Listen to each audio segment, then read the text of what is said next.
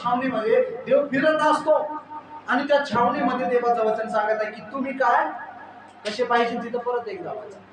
कारण तुझा जो परमेश्वर तुझा बचाव करण्यासाठी आणि तुझे शत्रू तुझ्या हाती देण्यासाठी छावणीत फिरत असतो म्हणून तू आपली छावणी पवित्र ठेवावी. तू आपली छावणी पवित्र ठेवावी. नाहीतर तुझ्यामध्ये एखादा अनुचित प्रकार पाहून अनुचित प्रकार पाहून मला अनुचित काय म्हणल्याला अनुचित प्रकार पाहून अनुचितचा अर्थ काय आहे एकदा वेगळा. देवाच्या पवित्रतेच्या बाहेरचा जर छावणीमध्ये तुमचा जर भाग चालू असो, एखादं पाप चालू असो, एखादं ओंगळपणा चालू असो, एखादं घाण कृत्य चालू असो, छावणीमध्ये देव तुम्हाला वाचवण्यासाठी तुमच्या जीवनात येत आहे. देव तुमच्या अंतःकरणामध्ये येत आहे. हालेलुया. तुम्हाला पवित्र करण्यासाठी. पवित्र आत्मा कशासाठी देवाने दिलाय माहिती आहे तुम्हाला?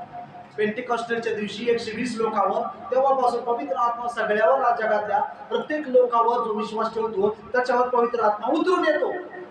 पण तो पवित्र आत्मा कशासाठी उतरून येतो? तुम्हाला पवित्र करण्यासाठी, मला पवित्र करण्यासाठी. पवित्र